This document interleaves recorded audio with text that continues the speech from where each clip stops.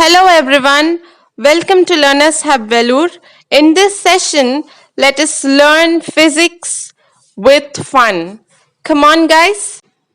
To review some of the basic concepts of electricity, static electricity, and to explore more on its principles, I have taken two balloons. I have filled each of them with air and I have tied them.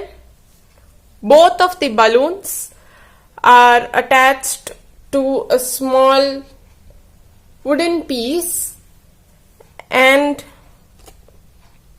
here you can see that wooden piece, and both of them are in connection to that wooden piece, and I have made them to be balanced with the help of a hanger, as you can see here.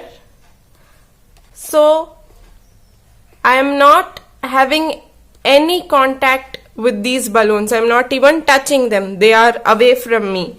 So this is the setup now, and you can see that both of these balloons are touching each other. That is, they have been attracted towards each other. So what does it mean? All the charges in the balloon are evenly placed. The balloon is neutral. It is not having any other extra charge on it. Okay? So now I will get the help of my younger brother.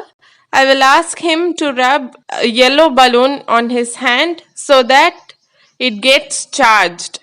We need to do this for a couple of times. So now it is his work. My dear brother, please help me out. Please make sure not to touch the other balloon. Make sure to hold the tip of the balloon. Let us see what happens now. After the balloon is charged, keep it in its previous position. As I have rubbed the balloon on the hair, the electrons get exchanged among each other. Because of this, the yellow color balloon gets more positively charged, and the neutral balloon is already having positive charge. So, like charges repel each other and unlike charges attract each other. When the balloon is rubbed on hair, the electrons move from the balloon onto the hair because of the contact between the balloon and the hair. So, it is wrongly believed that friction causes static electricity.